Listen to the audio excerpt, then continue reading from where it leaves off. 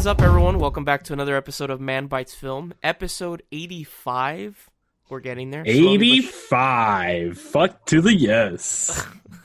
I love how every time I say the number, you have to repeat it in some I have to retort. Wait, oh shit, I didn't put my phone on fucking silent. Look at me being a shitty host.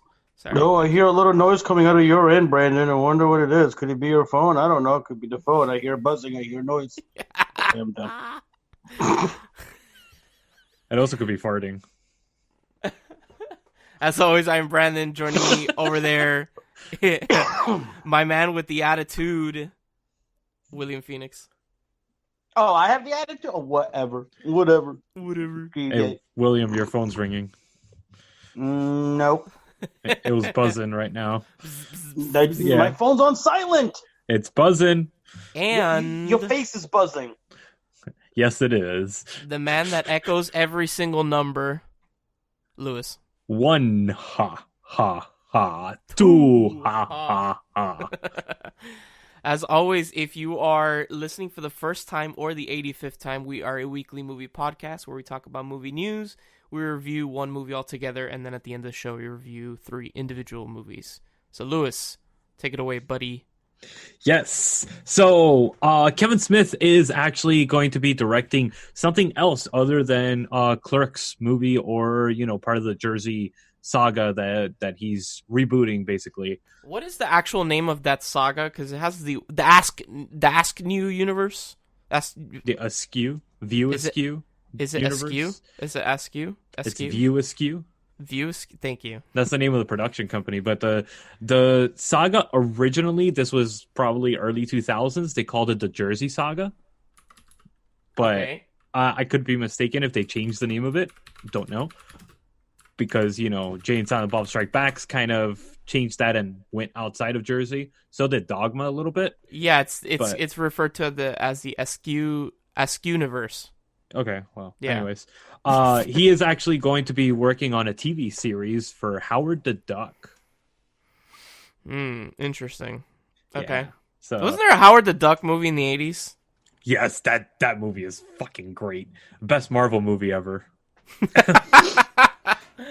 That is true cinema. Those are fighting words, my son. Fighting that is words. True cinema. Other than, because this other shit is definitely not. I've never seen the movie, but isn't he like super pervy and like... Oh, yeah, 100%. It's fucking great. Okay, gotcha. All right. And then next news, John Turturro is going to be playing Carmine Falcone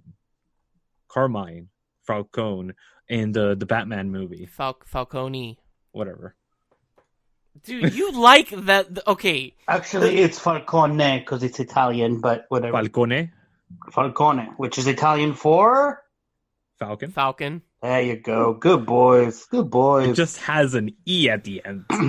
William. Well, that's how they pronounce it because he's a character in Batman Begins. Yeah. And then that's how they pronounce his name, which I know is wrong, but they pronounce it as Falcone.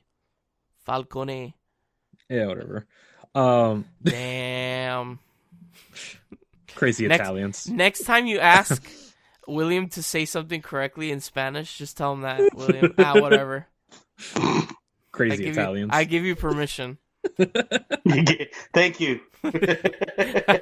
No problem, bud. No problem. So every week, there's going to be some news about Disney Plus. They have officially announced that one of their other TV series is going to be a PG-13 version of Predator. Wait, what? I haven't heard shit about this. Why?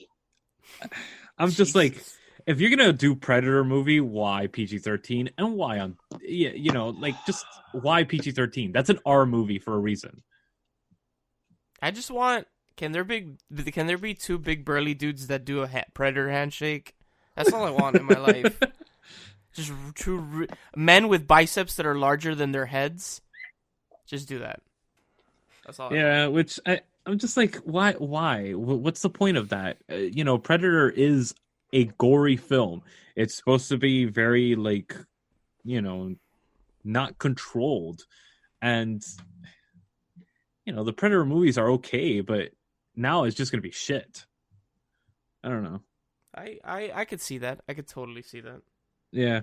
Also, another thing that people have been kind of screaming to the hills about, Godzilla versus Kong is actually going to be coming pre-Thanksgiving 2020. Didn't it get delayed? It did. Yeah, it was supposed to come out like March or something. Yeah. Still coming out the same year that it was originally supposed to come out, but Gotcha. Yeah. But Okay. it got pushed back a lot. Okay. Another fun fucking announcement, which this is, I found this hilarious, and I had to read the whole article to figure out more about it. And Mhm. William, are you opening your mail? no. I hear ruffling. You always hear rumbling. It's probably your stomach. Nope. That's Not my true. stomach. You are pretty screwed up in the stomach. Yeah, but not that bad. Okay. So Hasbro, Hasbro? yes. You said that like Hasbro. I'm like, what? Yeah, I had to say it with my pinky up and drinking my tea, There's not an O before the O there. It's Hasbro. Thank you. Hasbro. Hey, bro. Yeah, bro, like exactly. So the true bringers Miami of term. Transformer. Whoa. right? Holy shit, what was that? I don't know. But- Oh, maybe that was just me. The connection went crazy there for a second. Yeah, And then definitely you. Okay, So okay. the bringers of Play-Doh, Transformers, Mm-hmm. Power Rangers, I think, right? Yep. Basically, if No, Power Rangers is Bandai. Oh, yeah. Okay. Something that looks like Power Rangers is part of their staple, too. They actually acquired Death Row Records. Yo, What? can we talk about this for a fucking second? Like, yeah, go ahead, go on. like Hasbro, like Optimus Prime is going to be dropping some beats with like old Tupac fucking records. Right? That's just I'm when I saw the news, I thought this was just, clickbait or I something thought it like was that. a joke. Yeah. I looked at the links because I'm like, this is going to be the Onion, or this is going to be something along the lines of the Onion, and then I googled it, and it just kept coming, and I'm like, oh my god, this shit is real. I wonder Yeah. if I mean, there's... I would understand the other way around. Well, the reason why they bought it, it was part of another deal. It was part of what was it? Oh my god. Sorry, I'm trying to figure out. Great Because podcasting. They bought out a British company, and that British company had bought out Death Row Records way back when. So it wasn't even like a direct No. merge. Death Row Records was on the tail end of another buyout that got bought out by Hasbro. Yeah. So it wasn't even just like a 1-for-1. It was just kind of like It was actually we're buying Entertainment you out, One. and you just happen to have Death Row Records on it, so now you're one of us. Yeah. Jesus Christ, that makes it even worse. It was actually Entertainment One, which was a division of Death Row Records. Or Death Row Records was a division. Was a division of Entertainment One. Yeah. So they got bought out by Hasbro, and now they're part of the Hasbro clan. So can you imagine the Transformers with, like, they could actually have like a bebop, straight up, I want to see fucking like, oh my god, not Optimus Prime, Megatron. Death Row Records Monopoly, bitches. I want to see that. I want to see that. I want to see a skit of fucking Megatron just fucking like laid back, smoking a blunt with fucking Snoop Dogg, talking on how like Starscream just was always his bitch, and like he was never good enough and live up to like what he really wanted him to be. And how he never Transformers really in the hood. He never wanted the war with the Autobots, but it's what he had to do for street cred. So. And then, like, how he hated that he went from, like, transforming into this cool-ass gun to, like, an ugly-ass tank thanks to fucking Michael Bay. I want to see that skit. Show me that, and this Hasbro/Death Row record merger will be worth it. Right. That's just my opinion. You guys are very excited over this. Oh, I found Dude, it hilarious. The fucking possibility. Yo, Right? does Hasbro own My Little Pony? Yes.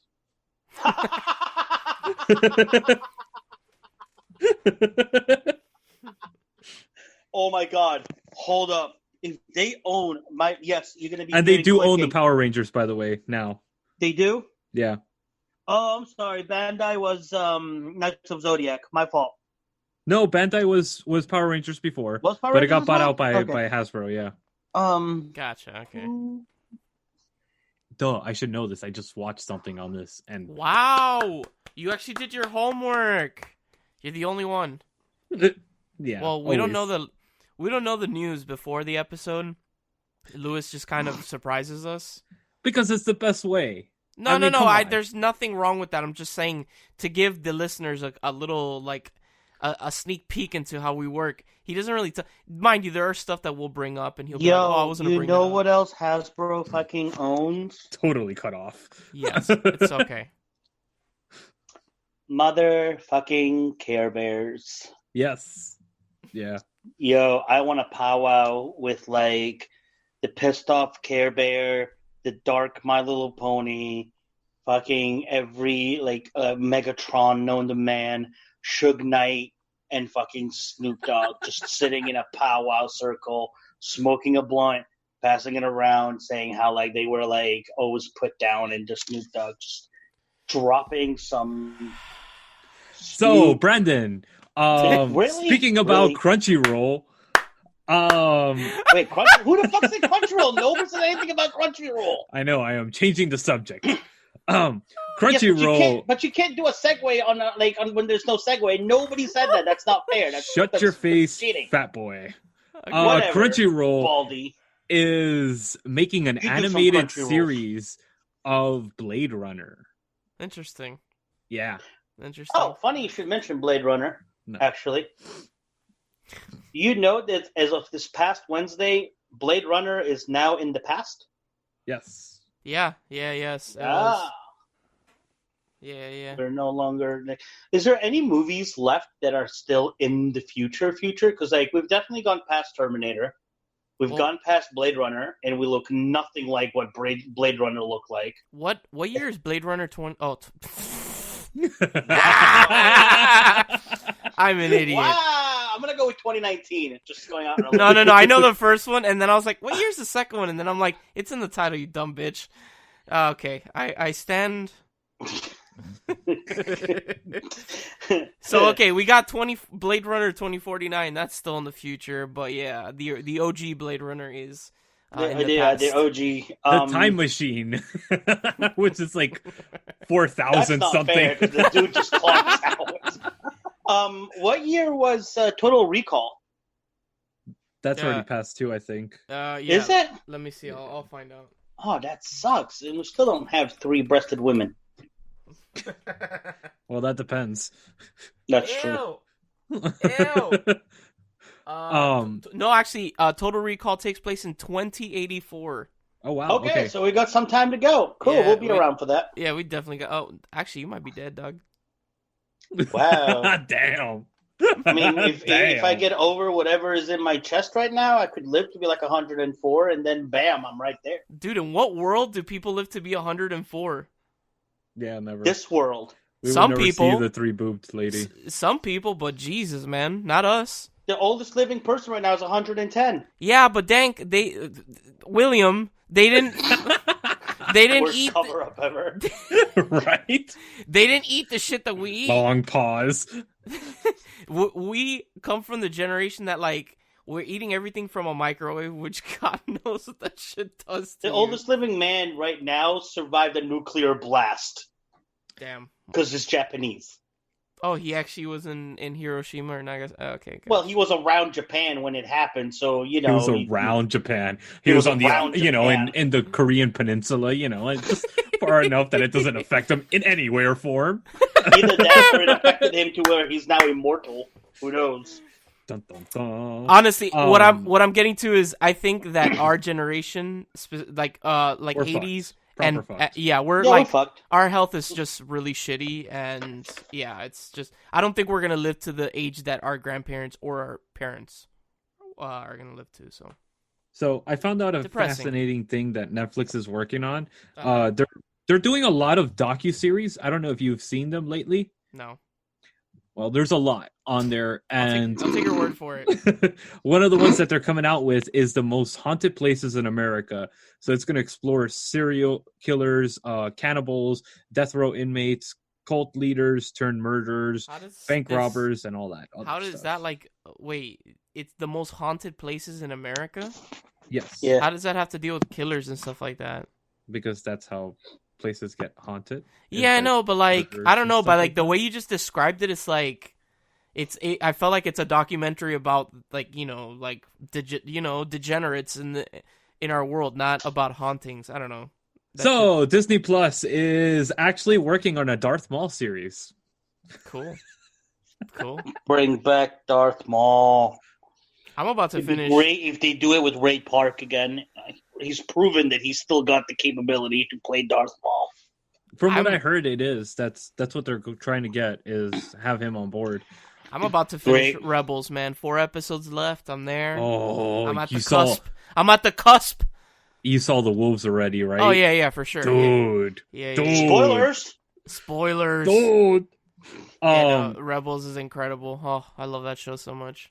So, Brandon, speaking about a franchise that we just covered last week, they are officially making a new Evil Dead movie, and Bruce Campbell is coming on as a producer, and he's going to be involved specifically with this franchise now, which he wasn't in the other one.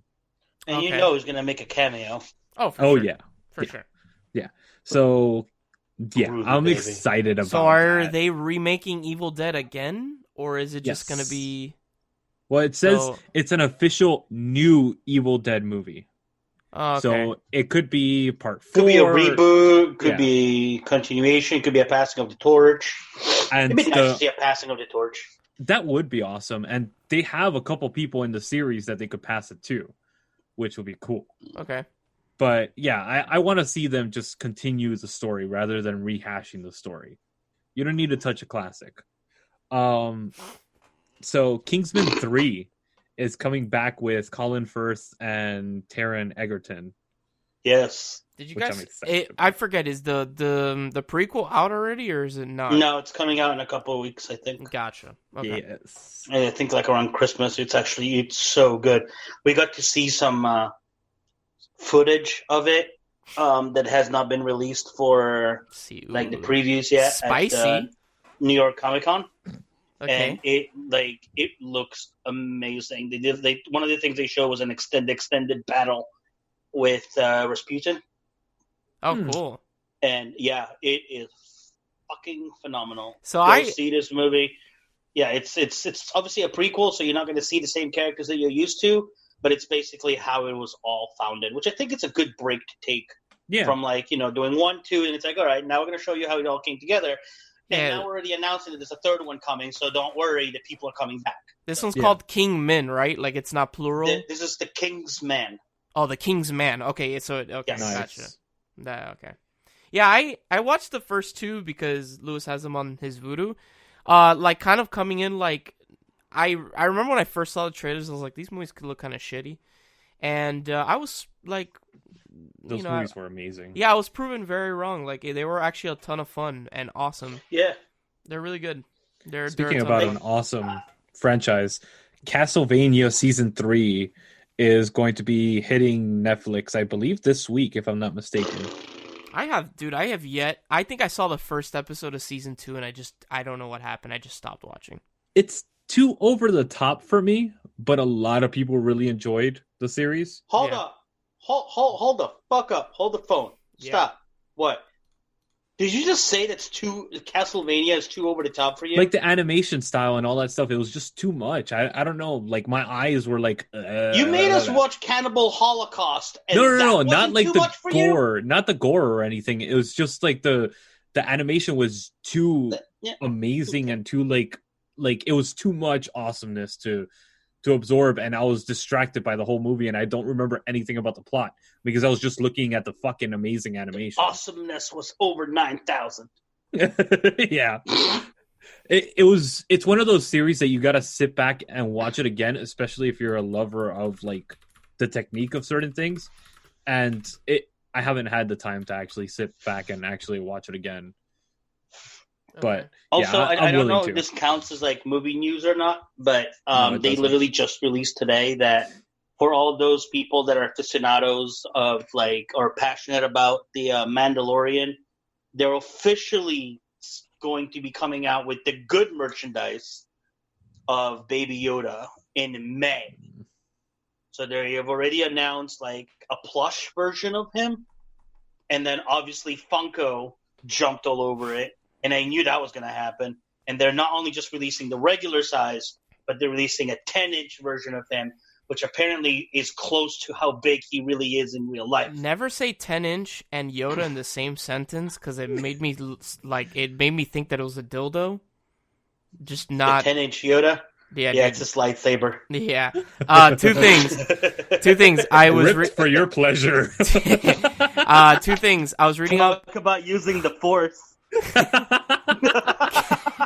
has extra force. Castlevania is they don't know when it's coming out. There's been rumors that it's coming out in December, but no one knows. Baby Yoda is the most beautiful thing ever to have graced my eyes. I haven't seen it yet. Dude, I watched the most current episode with my girlfriend who has not watched the show whatsoever. And sorry. And she was like, I'm going to start watching this show just because of Baby Yoda, because he's the most adorable thing I've ever seen in my life. And I'm like, I know he is. He really is. Yes, he is. He is. And they literally just... God. Somebody just sent me... Sorry, go ahead. No, go ahead. No, I was just going to say, like, somebody just sent me fucking a new meme where he's just sitting there sipping his fucking soup. Soup. And it says, but none of my business, that is. And I'm like, and Corbett has officially been replaced. He just, bro, it's incredible what they've done with the practical effects of Baby Yoda on that show. He looks awesome. I gotta watch it. I just want to hug him. To see it. I just want to hug him and play with his ears, because his ears look really soft. I know that's super weird to say. But yeah, I'm gonna. It's like dogs, when there's a dog that has soft ears, you want to play with them. Exactly. Yeah. Like Baby Yoda, I look at him, I'm like, dude, you just look like you have really soft ears, and I want to touch them and play with them. He's just the most adorable thing ever. But yeah, continue with movie news. So, Todd McFarlane has already officially announced, saying that he is going to be making a Spawn reboot. Now, wait. I know you're going to say that it's been in fucking purgatory forever. Yes. But he's actually said that he is going to do it with or without the studios. He's basically is putting the middle finger out to the studios, and he's like, bitch, I'm going to make this shit with or without you. It's going to be self-financed at worst. So we're looking at maybe at the latest 2022. Hopefully. And can we like... Well, for sure, if he's making the movie, it's going to be hard R, I'm assuming. Oh, hell yeah. I'm assuming. Probably close to NC-17. Because Spawn needs to be hard R, dude. Like, you can't... That atrocity that we got in the 90s... No. That's all I got. Fuck off. That movie was freaking awesome. I don't care what it was cool visually, but as, like... when it came to, like, Spawn and shit like that, I was like, eh. Meh. I mean, the practical effects weren't exactly the great, or at least the CGI, not the practical. Like, there's some really cool scenes. The CGI the scene when he's like standing on the church or something, and his cape is going fucking crazy. Oh fuck yeah, that was super, fucking great, especially for back then. Yeah, it looks super super cool, but then you get like that's where they busted a nut with all their budget, because then when he ends up back in hell, you have like that Nintendo 64 CGI devil with all the people in the background that you're going, why do I want to play Mortal Kombat all of a sudden and just like look at better graphics? Dude, I did like John Leguizamo as the clown in that movie. I think he did a really good job. Mm-hmm. Yeah. I thought the whole movie was pretty awesome and fun, dude. But there's another fun, great movie and TV series that was back from the 90s. I don't know if you guys remember this, but The Max. Is that the kid with the red cap? No, the dude with the giant butt teeth. The Max? Let me see. Nope. It's the MAXX. Oh, it's 2 X's? You son of a bitch. Yeah, so Channing Tatum is actually going to be starring in the movie. And this shit. Yes. It's getting a movie adaptation, which I'm kind of excited about because I used to watch this on MTV. Yeah, I remember this. And it was a pretty fun series. Okay. So, I don't know shit about this, honestly. I'm going to be quite honest. Oh, okay. I remember pictures of it, but I never really got much into it. Like, I recognize it now, but yeah, I like William. I remember pictures, like visually. I know what this is, but I've like never read it or any of that stuff. Okay. Yeah, it's a fun series, and that's the last bit of news that I had. Okay. All right. Anything else you got? Oh, did you guys see the trailer for Black Widow? Oh fuck! Yes. I forgot to bring that up. Yeah. Yes. Yes. Thoughts? Concerns? At first, I thought that they were going to like. Just show like it just looks like because it was all like little bits from like the past scenes that she was in past Marvel movies, and I'm like, is this what it's going to be? Just basically like going coming soon, and then it just goes into the new footage, and I'm like, oh shit, okay, it just got real. That's great. What I'm like excited for about this movie is it's going to be cool to finally see Marvel do something where like it's not a superhero like. People don't have powers, which I know people are going to be like, but there's Iron Man, but he has a fucking suit. Like, I want to see what they do with... Well, I mean, Agents of S.H.I.E.L.D. was pretty much like that. Yeah, most but of the people on there didn't have powers. I've never seen that show.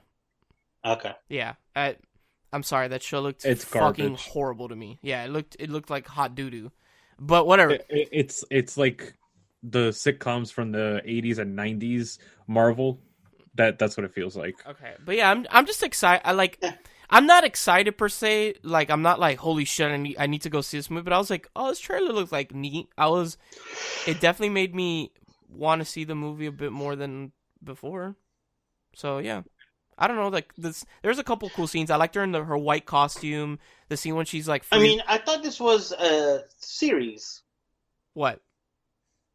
Black Widow. No, from what I understand, I think this is just the only movie they're gonna do about her. Or I don't know. Maybe I guess it all depends if it does well. Maybe if it does well, they'll do another movie. But for now, yeah, it is a movie.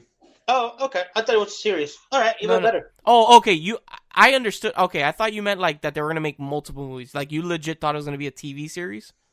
Oh yeah, no, I thought it was gonna be like a Disney Plus series, kind of like what they're doing with Loki. No. This is like it's a movie. It's like a straight up movie. Yeah. Like okay, there's a movie. Yeah. I wonder when in the timeline it's going to take place. It's after Civil War. It's in between Civil War and Infinity War. Infinity War, yeah. Okay. Yeah. So we'll see how that goes, but yeah. That was the only thing that I wanted to bring up. Okay. All right, guys. Stay tuned after this quick break, and we'll come at you with our new not so new segment, the movie bucket list.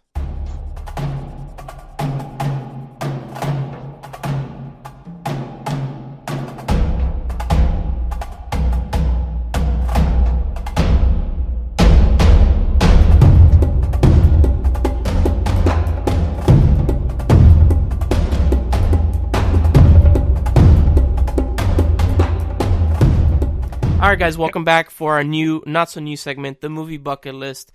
This is a segment where legend has it, William got these magical posters from some long time ago, passed down the generations, and he's surprising Lewis and myself with a movie every day week. Where he says, I come every down day from the burning bush. Me. Yeah, it's the burning bush, William, for sure. Oh boy. Yes, but the doctor said it should clear up pretty soon. So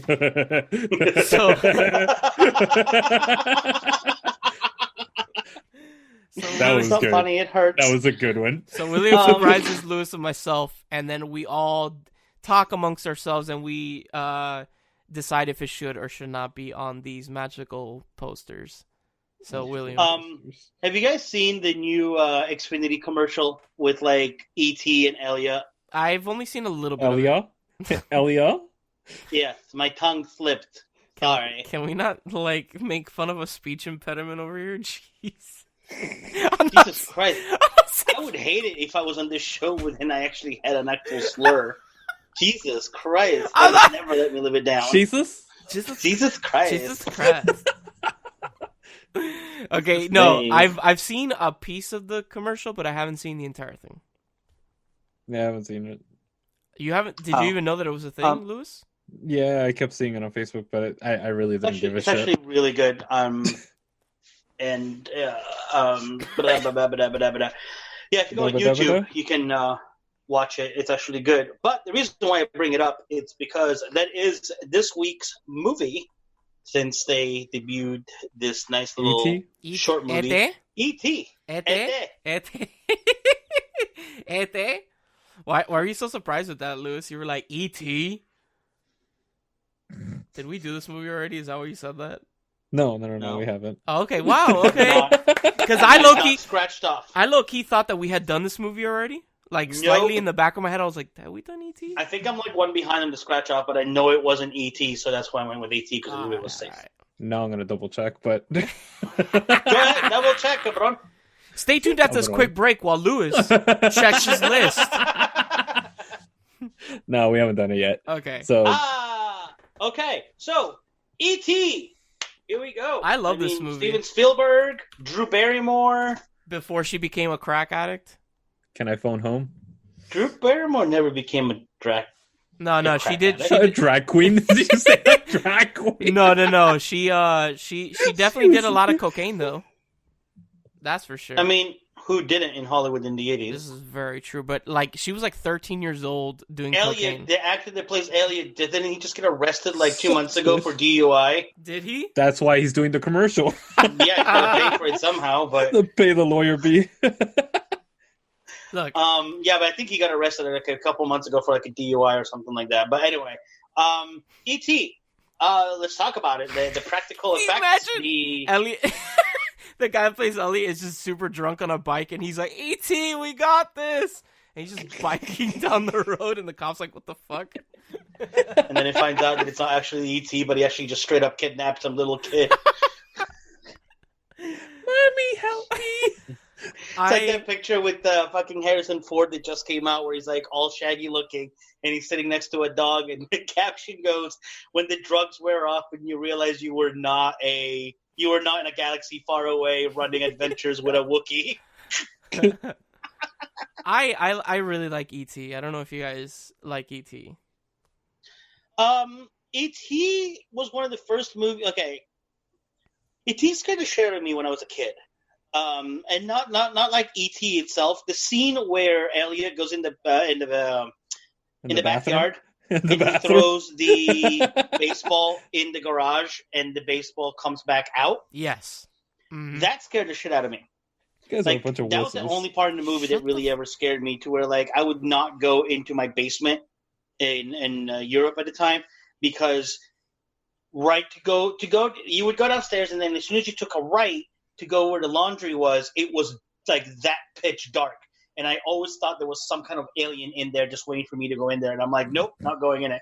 That's where I got my fear of, if I turn the light off and run up the stairs quickly, then nothing can catch me kind of thing. E.T. did that for me. Okay. That's where it started for me. But overall, I enjoyed it. I liked it. I love the soundtrack. Yeah, John Williams, like the score for this film. Oh, man. Oh, yeah. Okay, so I'm very curious because my cousin has been very quiet. What are your thoughts on this, Lewis? You've been very quiet. I love E.T. Okay. It's funny. I thought you didn't like it because I was like, oh, he's quiet. So you love it, but do you love it enough that you think that it should be a movie that should be on a 100? If you ever only watch 100 movies in your life, it definitely does. It's a movie that needs to be on there. But I would probably put it in the 80 to 90 range. So what do you like about E.T. and what don't you dislike, Lewis? Or what do you like? What do you dislike? Sorry. I love the music. The movie itself has this weird pacing issue towards I would say the third act. The third act of the film is really, really fucked up. Oh, when they come into the house and they start doing the tests on him and all that shit? Yeah, it's so like mismanaged. It feels like another movie, and you're like, what the fuck is this? This literally came out of left field, literally. And it's like, it's really random because there was no real build up to that. So it just feels like this random scene that happened just to hurry along the plot. But what about like the because of that we get that the iconic scene when they're like on the bikes and shit and like. Yeah, what I'm saying though is that the second act should have concentrated more on building the tension that leads to that, because we only see the men in black, quote unquote, at the beginning of the film. Yeah. And then in the third act. That's it. True. There's no build up. And it's really, I would say it's one of Spielberg's less successful films when it comes to actually giving a plot and giving a thing, because I wanted to know more about E.T. too. There's nothing. The ride of E.T. gives you more about the... What the hell was that? What? It sounded like a sheep. It sounded like a sheep bleeding. You know that thing that when he screams and he like elongates his neck and he's like, nah! He goes fucking batshit crazy. Jesus Christ. I'm like, I literally looked over my shoulder and I went, where the hell? And I'm like, oh, okay, I guess not. No, I just love how he screams like when he sees like Drew Barrymore's character and they just like, they scream at each other. It's just so great. So yeah, I think it's a good movie and it's well acted and stuff like that. And it definitely should be seen by everybody. But it is also a little wonky, the film itself. I think it has one of the best things that it has is the story, the way that it develops the characters. I love that aspect of it because the actual character play is fucking phenomenal in the film. Yeah. And that's what makes this film something that should be watched, is the characters between all the kids, because this is, again, before this time, kids were not major actors. Hey, speaking of whoever's making dinner in the back, speaking of Baby Yoda, who dresses up as Yoda in E.T.? Is it Elliot? No, it's a random kid. It's like, random. It's like a random kid during Halloween, and they're like, it's when they're trying to sneak out E.T., and then you see like the camera right through, and then you see Yoda, and it's like, oh, it's Yoda, and you don't think much of it, and then years later, they play off on it again, and we see 3 ETs at like the referendum, or what you want to call it, of like the Galactic Empire coming together, coming for a vote, and it's like, so E.T. lives in the same galaxy's timeline as Star Wars. Dude, there it is, man. My favorite scene in E.T. I want to see E.T. Yoda, E.T. Jedi. Can you imagine? My favorite. Oh my god! Phone E.T. Jedi versus Yoda, or E.T. Sith versus Yoda Sith. They're both the same height. Can you imagine like E.T. puts like the lightsaber in its mouth and elongates its neck and like fights that way? That'd be lit. God. But my god! But watching like those two fighting would be like watching like midget wrestling, I guess. Oh my god! Oh, E.T. would just sit on Yoda. That's it. Done. You can't lift this, bitch. Yoda would force push for him. some odd reason. Celebrity deathmatch. For some odd reason, I'm getting this like this vision. So you know, in Episode 3, Revenge of the Sith, when Mace Windu goes with the 3 other Jedi to basically arrest Palpatine because they find out he's a Sith Lord or whatever. And then when he like takes out the lightsaber and he like twirls at them. Do you remember that? He like corkscrews at them. Yeah. I imagine E.T. just with a lightsaber in his mouth, like corkscrewing towards Yoda as they're gonna fight. It's the most fucking weird shit. But what I was gonna say is my favorite scene in E.T. is the scene when Elliot is in the science lab with the frogs. Yes, that is fucking great. He lets all the frogs go, and then he like goes up to the girl that he likes and he kisses her. Do you guys remember that scene? Yep. Do you, William? Kind of. But go on. It's a I don't know. That scene is just like, oh, it's just it's a nice. It makes me feel gooey inside. It's nice. I like E.T. It's a nice film, and I think like Star Wars, the master John Williams score elevates the film. It definitely does. If it wasn't for John Williams, this wouldn't be on the top 100. I promise you that. Like, man, that John Williams is a master, dude. Like the way he does music is just like incredible. He elevates movies every time he touches one. He really does. Like scenes that just would be like in like. So let me ask you this, and this could like lead to a whole new kind of podcast. John Williams versus Hans Zimmer. John Williams. Yeah, John Williams, 100%. Like, there's no doubt about that. Like, to give you an example, like in A New Hope, like I know we're not talking about Star Wars, but like to give you an example, like the scene when Luke is just looking at the sons, the twin sons of Tatooine. Without the music, that scene is just like, oh, it's a boy looking, a teenager looking at two sons. But with the swelling, with the John Williams score of like the Star Wars theme in the back, it's so much more impactful. And I feel like he does that in E.T. also. Yeah, but I mean, like by the same token, then, and like I said, this is probably going to go off on a tangent, but like for a comparison, real quick, with Hans Zimmer, off the top of my head, with the Da Vinci Code, when Tom Hanks realizes about like the royal blood, and he's running through Paris and reaches and realizes where Mary Magdalene had been buried this entire time, and you get like that rise in music and the camera just panning through the floors and the undergrounds, and you finally see her with the crescendo, and it's just like there's never really like a big boom, but like you feel it and you're like, oh, it's there. And I don't know, like it gives me goosebumps every time. For me, but again, John Williams is just, I think they're like, to me, like it's not one or the other. I think to me they are both incredible masters of their art, and they've both been able to show that they can cover a wide range of different movies, not just like, oh, it's the nerd movie Star Wars, and the other one does like just the adventures and whatnot.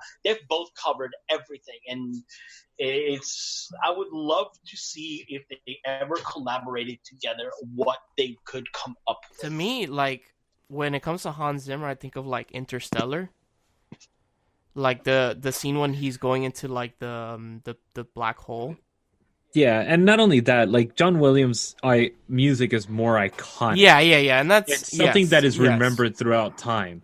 Hans Zimmer, I'm sorry, but his movies are fucking phenomenally scored, but they're gonna fall to the wayside, and they're not as outlandish as John Williams' music is. John Williams' music, the reason we all know John Williams' music is because it stands out. I think John Williams' to score, a degree, yes. Hans Zimmer has mastered the art of putting the subtle emotional music. I feel like John Williams is more like, he does well with like uplifting music, with inspiring music, and then Hans Zimmer is like more like brooding, kind of like darker tones, if that makes any sense. It makes sense, because like some of the big ones, which, and I'm not saying this because I'm biased, but because I absolutely love the music as well. Some of the big names for Hans Zimmer, Lion King, Gladiator, Interstellar, Inception, Da Vinci Code, The Dark Knight, all the Pirates of the Caribbean, Dunkirk, Pearl Harbor, Blade. We were just talking Pearl Harbor. Yeah, he did Pearl Harbor. Oh shit, I didn't know that. He did all three of the Dark Knight of the Batman series. Yeah. Unfortunately, he did Batman versus Superman, Hannibal, and then you get those where you're like, I didn't know he did it, like The Thin Red Line, Black Hawk Down, The Rock, Days of Thunder, Crimson Tide. He's been around for a while. I didn't know he's been around for this long. Oh yeah, no, he's been. Dude, he did scored Chappie. I didn't even know that he did Chappie. movies. Holy shit! Yeah, Backdraft. He did both Top Gun and the new Top Gun that's coming out. So I mean, like I said, he's done a lot as well. He may not have like those iconic pieces of Star Wars, Superman, and John Williams has, but he's done so much, and that's what I'm saying. Like Hans Zimmer, I will never take it away, because he is in the top 3 composers of all time for us for music scores. For 100%, he is. I will never take that away from him. But I think John Williams is always going to be the king of scores. Mm-hmm. Like there's nobody that comes close to him, because he stands out. His music stands out. Hans Zimmer does something different. His music is not meant to stand out. So that's why it's not as iconic as John Williams. If he wanted to, he probably could make these iconic scores the way that that John Williams has, but that's not his style. His style is the subtlety of his music. I think it comes down to like asking, who do you prefer, Beethoven or Bach? Yeah, people are going to argue as to like, who's the better one or who's not the better one. I mean, Williams has also covered Harry Potter, so there's John that. Williams is the person, is that flamboyantly amazing artist that's going, hey, here I am, and what do you call it? Hans Zimmer is the one that's like hidden in the corner. Oh, look at him. I'm just gonna sit here and wait. I can totally see that. So it's like Mozart and Salieri. Yeah. No, because they're both equal, and Salieri, I'm sorry, he's not equal to. Right. So we have deviated from what we were originally talking. So at the end of the day, do we all agree, or let's all give our 2 cents if E.T. should be on the top 100 or whatever, and where it is? Yes. Okay. I believe it should be, and probably somewhere in the 50s, 60s range. Okay. Lewis? 80 to 90. 80 to 90. I am going to say yes, and I'm going to agree with William. I think it should be like in the 50s. That's where I put E.T. I think it's a great movie, but I do think that there are better films, and there's also better Spielberg movies. Oh yeah, definitely. So, yeah. All right. So it's a unanimous. Alrighty. E.T. Phone Home should definitely be on the top 100 then. All right. So stay tuned after this quick break when we come at you live with the main segment of our show, the main review, which is William's pick, Candleshoe.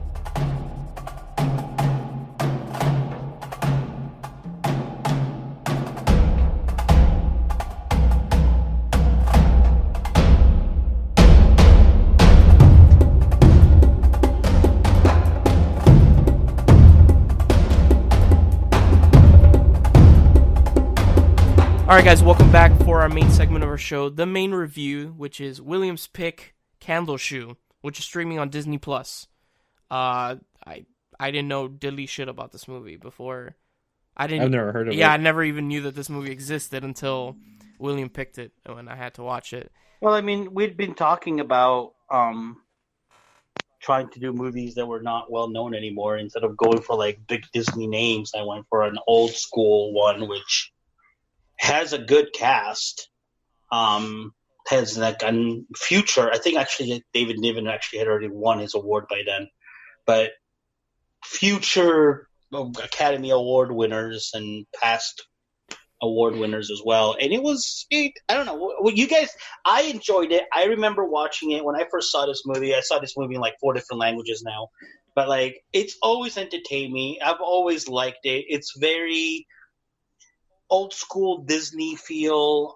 It doesn't use like a lot of the old school CGIs, or like there's not like a lot of trickery in it.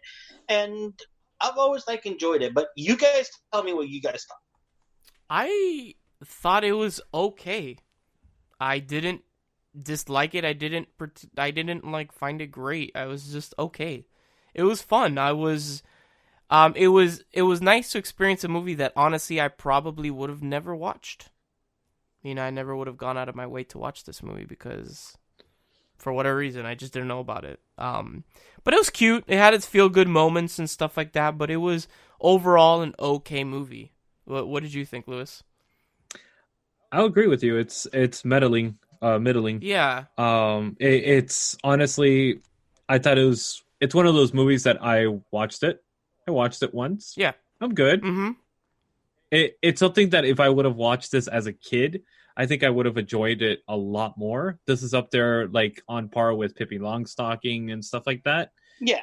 That it has that adventure feel, but if I would have watched this as a kid, I'd probably have that nostalgic feel like I do for Pippi Longstocking.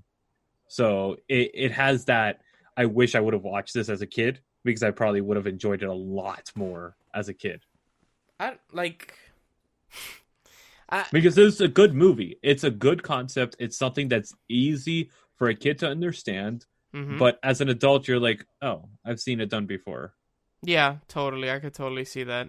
And I don't know. By the end of the movie, I like that they were just so okay that she just tricked them the entire time. I was like, eh. Well, that's the thing. Like, you don't know that she has. Okay, yes. Like, because the grandmother's like, she's like, well, what, Jodie Foster is like, well, what if the real granddaughter, comes home? And the grandmother looks at her and goes, maybe she already has. Because there were a couple of things that the old guy had not trained Jodie in that Jodie knew. Like the brick, where the brick was in the... No, the broken chimney, like the exact location. Woman said it. Yeah, the woman said it. Didn't the woman say it? Yeah, she did. His cousin or whatever, the chick that was like that worked in the house. Yeah, she said that. Yeah, but the exact location of it. Yeah, they did. Did she? She did. I don't remember. She reveals everything that's revealed. That she reveals that Jodie reveals is revealed by the what do you call it? I think the biggest one though was the music box, because she didn't know that the music box that the grandmother gives her was actually going to play Greensleeves. Like, she took a chance in that, and it just happened to work out. Well, yeah, she's a hustler. It's very much it's like an older version of Anastasia. Is she not? Is it a ploy? Is she really, the granddaughter, the missing granddaughter, the heiress? Yeah, I'll tell you something. Jodie Foster, I am so glad to have seen this movie, because now I can actually say Jodie Foster is a fucking phenomenal actress. Like, she really is. As a kid, still was fucking great. Yeah, she was. And I believe this was before what was it that she was in Raging Bull? No, she was in Taxi Driver. No, Taxi Driver, sorry. This was Taxi Driver was a year before this movie. A year before this movie. Yeah. So, like, her name had been out there. So she went from doing something like Taxi Driver to doing Disney, which is like, holy crap. Yeah. But, like, I always loved, because as a kid, I didn't know it. And then it was like that surprise. I always loved how David Niven played the different roles. I was about to say, he's my favorite character. He's my favorite character in the movie. And then, you're left with, like, did the grandmother know? Did she not know? And then she calls him out on it. And she's like, would it have been better if I did it with, I forgot what his name, Lord so-and-so. And he's like, oh, you knew? And she's like, I've always known, but we played a good game. And the fact that she knew that she was going broke, but he was doing everything he could to, like, still give her that last, that last, that's a good butler, man, of luxury and whatnot. That's a hell of a butler. That's a hell of a butler. Like, I would have retired the moment those coins started falling. I would have been like, I quit. I am done.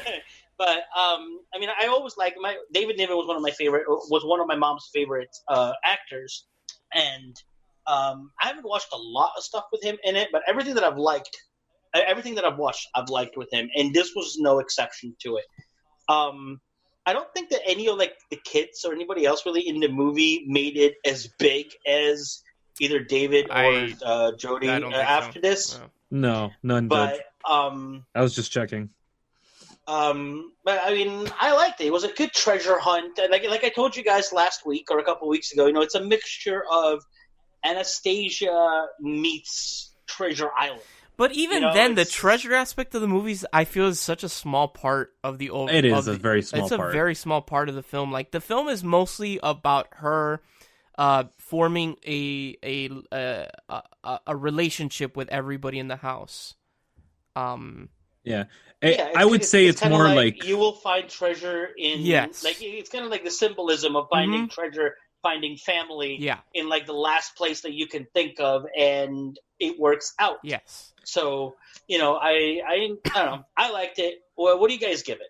I would say if you are a fan as an adult of Secret Garden, then this is a good movie to watch. To give to your kids to watch as a kid. Secret Garden is incredible, though.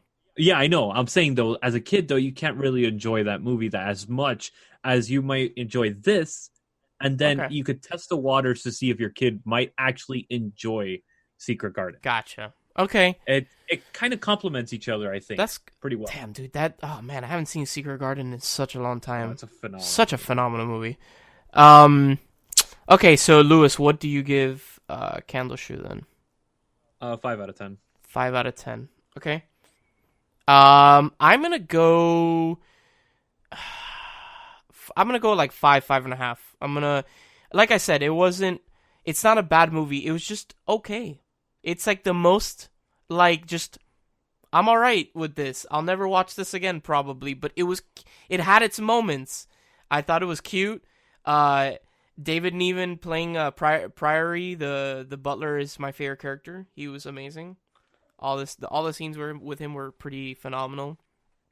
And it actually shows you that, like my cousin was saying, Jodie Foster can actually act. So, yeah. What do you give it, William? You didn't. I don't think you said what you give it. I give it like a 7 out of 10. 7 out of 10. Okay. Yeah, like nostalgia from childhood, but I've always liked the movie. I like both Jodie and David in it. And he always makes you smile because it's one of those, like, it's a memory thing. Like, the first time I saw it was like on those Friday night Disney evening with the families kind of things with my mom and my sister. Okay. So it always adds that, like, smile to me, which gives it an extra couple points because we don't get that anymore. And when we're able to watch something that brings you not just back to childhood, but those feelings, to me, it values more than, watching an epic story that really you watch it once and you're done. Yeah, agreed. Oh, funny thing, culturally insensitive thing of Disney in this movie, when the little girl, the Asian little girl, assumes the karate position, like it's like ding ding ding ding ding ding. I was like, oh, the racism of Disney. Oh, baby. But that was but you could tell this is Disney. Like, this is 100% Disney feel. Yeah.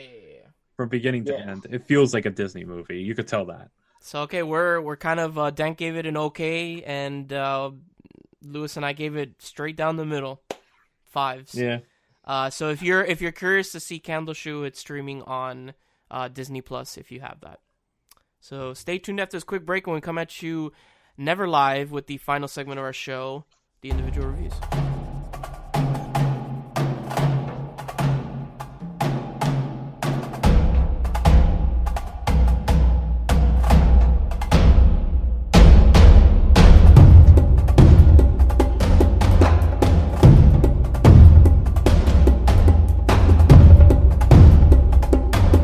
Alright guys, welcome back for the final segment of our show, the individual reviews. Never live, William. You too, Brandon. William is going to be going first this week. Who's William? I don't know, man. I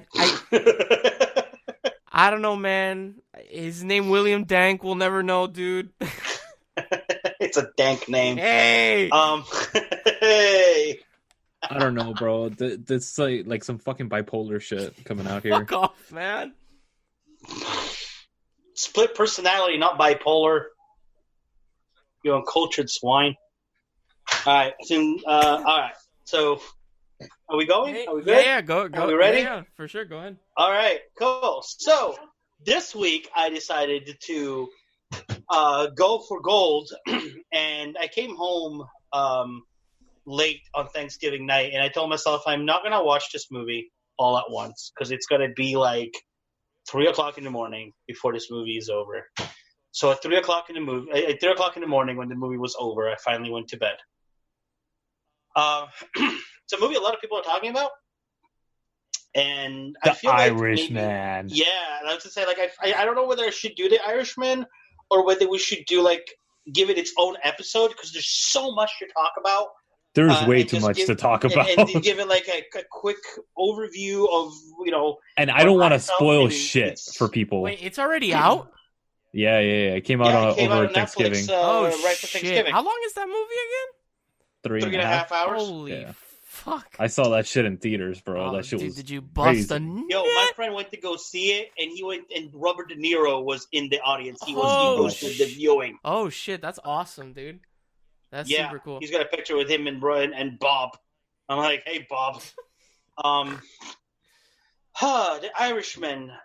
Irishman in a nutshell. Without spoilers. I mean, there's really not much spoilers if you know the Jimmy Hoffa story. I don't know shit about Jimmy Hoffa. I don't know the Jimmy Hoffa. Are you fucking serious? I don't. I've never even heard of Jimmy Hoffa dude. until I heard about the Irishman. I don't. Yeah. Are you, dude? No. Hold on. Y'all are yanking my chain, right? No, No, I'm serious. totally serious with you. Yeah. You guys have no idea who Jimmy Hoffa was or heard anything about Jimmy Hoffa. Nope. No fucking clue. Yep. Holy wow! Homework for next episode. Thank you. Shit! I did it again. William. Oops! I did it again. William is gonna make us read a bunch of stuff about this guy. I mean, like, I'm not gonna make you do it, but I mean, if you want to Google, okay, what's this guy's name? What's this guy's name? Jimmy Hoffa. Just watch the movie. You'll be fine. There's also they did an actual movie called Hoffa with Jack Nicholson. Shit. And Do Robert not watch De Niro, it. And not Robert De Niro, sorry. Jack Nicholson and not Joe Pesci. Who's the other short Italian guy? There's so many. He's from It's Always Sunny in Philadelphia. Danny DeVito. So Danny DeVito and Nicholson, Hoffa, check it out. It's That's real a whole bad. different thing. Don't watch that. But wait, what? That one is shit, dude. How would you know? Shit. The one with what's his face? Well, Jack Nicholson is Jimmy Hoffa? You cannot tell me you've seen that movie and then tell me you cannot tell me you don't know who Jimmy Hoffa was and then tell me, oh, I've seen that movie and it's shit, and then tell me I didn't know Jimmy Hoffa. What? No, I've seen it. It's a good movie. It's like The Irishman but a lot shorter. Nope, not the one that I'm thinking about. Sorry. Okay. Thank God. But yes, just there's a whole folklore about Jimmy Hoffa. There's a whole what really happened to him? Where is he really buried? There's like the big one that says he's buried in the end zone of the Giant Stadium in New York. Danny DeVito directed Hoffa? Yes, Danny DeVito directed Hoffa. It's actually a really good movie. It's so weird to just, I don't know, I can't picture Danny You didn't know Danny DeVito's a director? I didn't actually. No, I did not. He did Death to Smoochie. Oh, he did that movie too? Yeah. Oh shit. Okay. And he's done a bunch of movies too. I'm gonna go and I'm gonna cry now because my girlfriend just messaged me and she's like, I didn't know who Jimmy Hoffa was. I just googled him, and she's like one of the smartest people I know. Wow. All right. I mean, I don't know how to feel about it, but anyway, okay. The Irishman. The Irishman is based on a book from about 10, 12 years ago called Do You Paint Houses? That's right. Danny DeVito did Throw Mama from the Train. Can you just let this man review his movie? Thank you very much. I don't want to talk about it. And it's having an existential crisis at this time. I honestly thought that things like Jimmy Hoffa was just like normal knowledge pop culture that everybody at least had heard about it once in their lifetime. He helped found the Teamsters and obviously was connected with the mob and he went up against the Kennedys. Like, he's such a big player in the whole 60s era between, again, the Kennedys, the Teamsters, the mobsters and whatnot, that I just thought it was everybody had at least heard of his name and knew about his disappearance and the mystery that is still a mystery to this day. It's still an open case. The case is not shut on what happened to Jimmy Hoffa. But the Irishman kind of takes an angle on it. It's based on the book where this Irish on the book basically it's like his memoir about how he came to be part of the mob, mostly New York, and then he ended up traveling.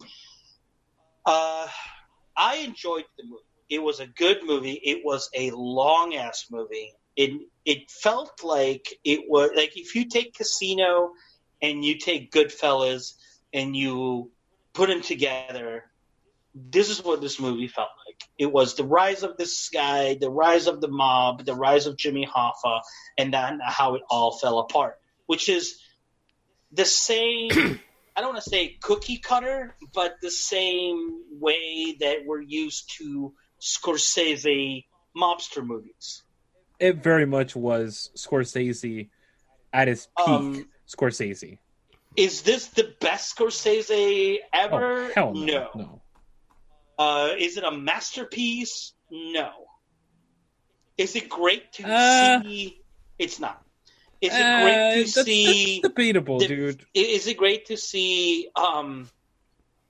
Excuse me, Al Pacino, Robert De Niro, and Joe Pesci in the same movie. The one thing that sucks is that the three of them never share one scene together. And I was hoping that would happen. And it never does. It comes close, but the three of them are never in the same scene together, which I think would have been incredible. Like, it would have been like an epic scene to be like three incredible icons of the movie industry together for the first time, finally. But Joe Pesci obviously plays a mobster who befriends the Irishman, which is Robert De Niro. The one thing that was the weirdest thing for me in this movie was seeing Robert De Niro with blue eyes.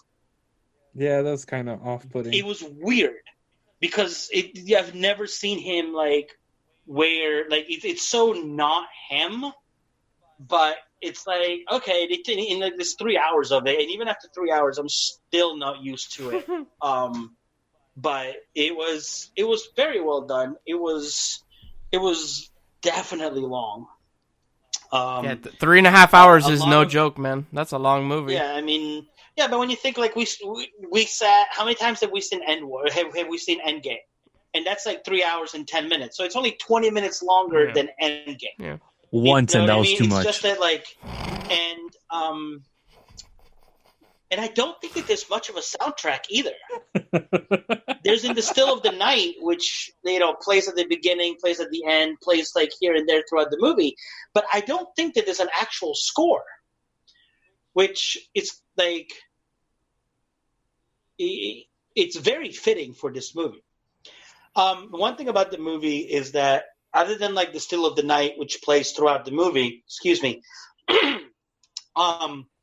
there's no score. It's scoreless, or like in this case, Scorsese-less. Because Wow. What? I saw an opening. Whatever. That's what she said.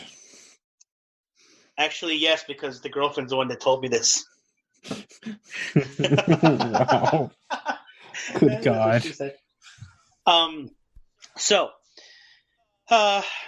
It is. I felt like some things were drawn out.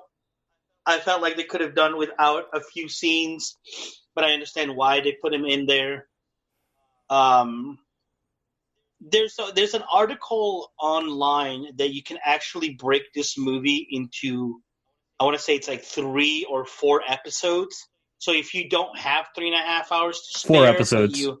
I think it's like 4 episodes. Yeah, it's 45 minutes each. It tells you exactly where to cut off. Kind of like if you're watching an episode and then boom, it ends, and it's like literally like the credits would come on the screen.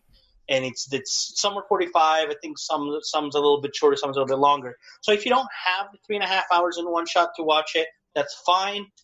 Break it down. Just Google. I think you want to Google The Irishman in episodes, and the article will come up. Cool. Okay. There's some really good cameos in this movie that some I knew, some I didn't. I knew Harvey Keitel was making an appearance in it, and he plays a mobster as well. And should have. Sorry, I'm bringing up the cast real quick. Ray Romano. Wow, I can't talk tonight. Ray Romano plays the lawyer. The review of The Irishman has become an entire episode of him just talking about this shit. All right, so I give it a good 8 out of 10. So, by the way that it actually breaks down as a miniseries, episode 1 would be from beginning to 49 minutes. Episode 2 would be from 49 to hour and 40. Then episode 3 will be from an hour 40 to 2 hours and 47 minutes. And then episode 4 would be from 2:47 to the end. I didn't even recognize Anna Paquin in the movie. She plays Peggy. I had no idea that was her. So this movie, the problem is that a lot of people get thrown to the side and they're overshadowed by the main cast, I think. But this is a fucking star-studded film. This for me but I is think a it's also 9.5 because out of there's 10 so for me. much that they're trying to cover that if they were trying to like give everybody a fair, percentage of screen time, this would be like an 18-hour long movie. I did like how like with a lot of them, instead of like with the like Goodfellas and Casino, you see how these mobsters die, and they get their screen time, they get their screen death, and that's it. With this one, it stops, shows you the name, shows you how they died, what year they died, how they died, and they move on. So they still give them, be like, you're not left with, oh, what happened to this guy or that guy? You know this guy's going to die. Dies off screen, and you move on, and you stay focused on the three main characters of De Niro, Pesci, and Pacino. Gotcha. So what do you give it? It is worth it. Okay. I think 8 out of 10, 8.5 out of 10. But I'm gonna end up watching it again because the girlfriend wants to watch it, and I'll sit and watch it with her again. But Brandon, if you haven't seen it, I think that you may actually enjoy it. It makes for a good date night movie. Okay, I haven't. And you could split it up. You can split it up, and it works. I haven't seen it. I didn't know. I knew it was coming out on Netflix. I didn't know that it was already out. So I'll definitely be. I'll have to set aside time because 3.5 hours is a serious investment. But Yeah, and set it aside because, like I said, like I started the movie and I'm like, I cannot watch this entire movie, because I'm gonna end up at 3:00 in the morning. But then you get so caught into it that you don't want to stop. So that's very true. Plan on watching it all at once. But if you can find a way to be like, okay, you know what, boom, cut it right here, take a break. I'll come back to it in a few hours. Come back to it tomorrow. That's great, but I'm telling you, you get so caught up that before you know it, it's like, oh crap, there's like 45 minutes left. I might as well just finish it. Gotcha. Okay. Yeah, because the last maybe about 45 minutes, it drags. And you start realizing the time that you've been spending watching the movie. Okay. I would give this a 9.5 out of 10. Gotcha. Honestly. All right. And if you watch it and we want to do like an entire episode on it, I'm totally okay with that. I would love to do a breakdown of this movie, not obviously scene by scene, but breakdown, symbolism. We could do that shot a certain way for New Year's. We could do that as a New Year's special. Okay. All right.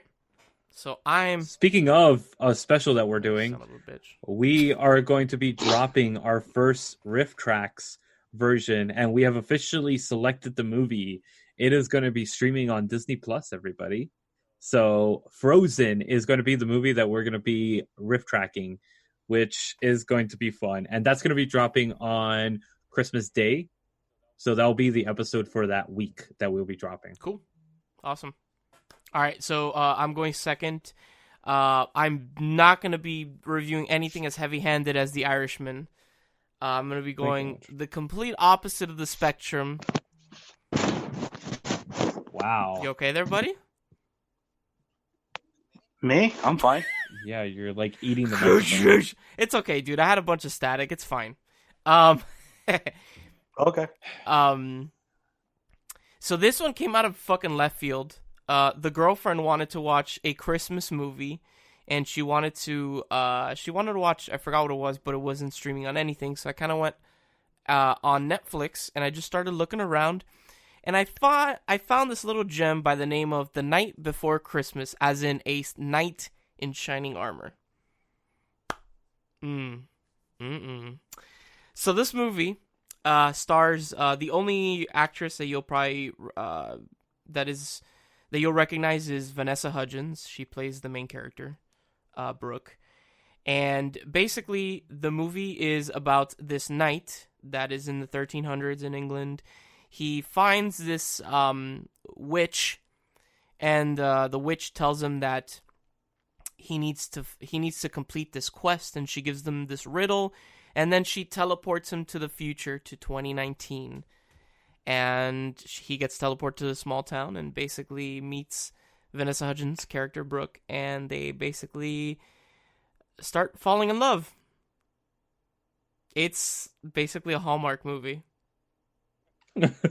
Basically, the budget. It's like Hallmark, but a bit better. Honestly, I enjoyed the movie. The movie was really bad. Like, I was watching with You sound so guilty about it. Yeah, I am. Like, my girlfriend and I were both like, this is a bad movie, but it's so enjoyable to watch this. It was cute. It was feel good. It was a nice holiday movie, and by the end of the movie, you're rooting for the knight. You know, you want him to, you want them to kiss, to fall in love. Like, the sexual tension is so real between these characters. Brandon, have you turned into a movie sap now? Oh, probably. But honestly, you've gone soft in your old age. I have. It was cute, man. I rather go soft than go bald. Hey, that's true. I have a full head of hair. That ain't happening. That's what I said. Bitch, you were going bald by my age already. Yeah, that's true, but I had a full head of hair. True. But whatever. It's definitely really cheesy. It's like this is not a good movie. It's like a guilty pleasure. It's like a really shitty rom-com, but god damn it, did I enjoy it. God damn it. It's short. It's 92 minutes. It's streaming on Netflix. I'm gonna give it like a 6.5. It was enjoyable. It's definitely a cute date movie. Not the Irishman. Fuck the Irishman as a date movie. Go with The Night Before Christmas. I think you'll.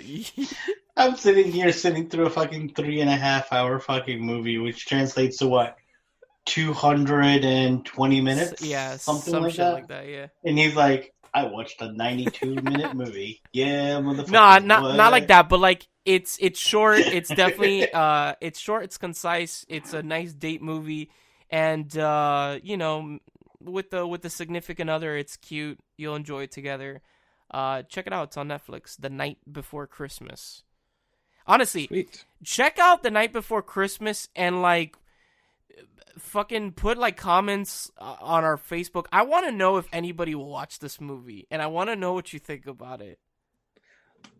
I know I'm going to be watching it. Yes! Yes! Unlike me, when you give me homework, you actually watch shit. I don't. Yes, unfortunately, I do watch the movies that you make me watch, William. Boy, Wait. I watched all the movies. Wait. So, Lewis, do you watch every movie that we individually review also? About 99%, yes. Really? How the fuck do you have so much time? I don't know, man. Like, this motherfucker watches, like, 90% of stuff that we don't watch, and then on top of it, he watches 90% of what we review. What the fuck? Do you work? Sometimes. I know you do, obviously. So, Holy speaking of, shit, dude. I watched a miniseries that is 4 hours long. Look at that. It's called Fucking overachiever. The Movies That Made Us. And this is a new Netflix docuseries. Oh my god, I was if I didn't review The Irishman, that's what I was gonna review. Wait, so now they have a docuseries instead of the toys that made us? It's the movies? Yep. Yeah. And it even it's good. puns Cool. to the toys that made us. That's cool. There's a couple puns that is like, no, that's the wrong series. Hold on a second. And it reverses the film. Okay. It was so fun. Okay. So this one actually goes into the story. This is streaming on Netflix, by the way, guys. This is something that's discussing Die Hard is one of the episodes. Yes. Ghostbusters is another episode. Yes. Home Alone is another episode. And then they cap it off with Dirty Dancing. Good movie. Which there's a lot of cool information about these movies. I want to highlight mostly Home Alone because I thought it was one of the more fascinating ones. I was kind of debating between Home Alone and Ghostbusters. What do you guys want to hear about? Home Alone or Ghostbusters? It's called Home Alone. Home Alone. Hey! Hey! Yeah. Couldn't have voted for Home Alone when we were picking over Frozen, right? But no. Asshole. Sorry.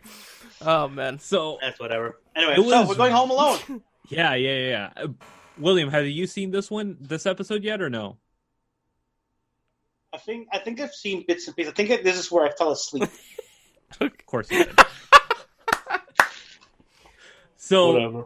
it actually goes into the whole story of the making of Home Alone, because this film was picked up by one studio, and then suddenly they're inflating the budget of it, and they're like, no, we can't afford anymore. But this, if you didn't know, this is actually written by John Hughes, Mm-hmm. and it's directed by Chris Columbus. Christopher Columbus? Are you serious? Yeah, he didn't invent America. No, he didn't discover America. He filmed Home Alone. That's why we have that holiday in the middle of whenever it is. I don't remember. I think it's February, right? Columbus? Well, Columbus Day? Yeah, I don't know. It's Who like cares? October. Whatever. Close enough. Jeez. So the studio gave this film a certain amount of money, and they're like, all right, you got to make it for this, and that's it. You're capped at this. And the only reason they gave him that money was because John Hughes was behind the project. And John Hughes was also bringing, what's his face? Oh my God. I just blanked out. Uncle Buck. Oh my God. What is his name? John Candy. Yeah. Thank you very much. Oh my God. I was about to slap myself for that one. Slap yourself. So I want to hear it. No, I'm kidding. Jeez. Hey! Son of a bitch. So anyways.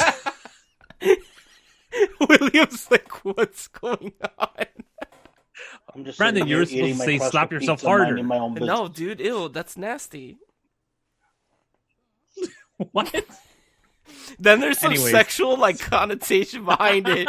No, thank you. This is not candlelit blowjob. Exactly, dude.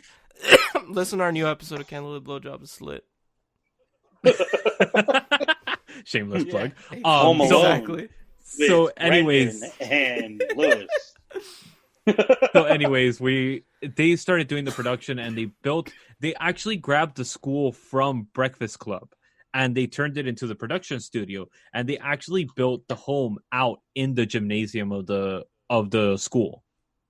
And then the pool of the school was actually used for the flooding scene in the film. So it's really fascinating, the shit that you learn about the behind the scenes, how they built the sets, how they made these intricacies with the budget, how they managed to basically go over budget by steamrolling the company that they're financed with and jumping to Fox. But the funny thing is John Hughes was breaking a deal with Fox before everything was hitting the fan, because he knew that the company that they were working with before was going to say, no, you can't go any further with the budget.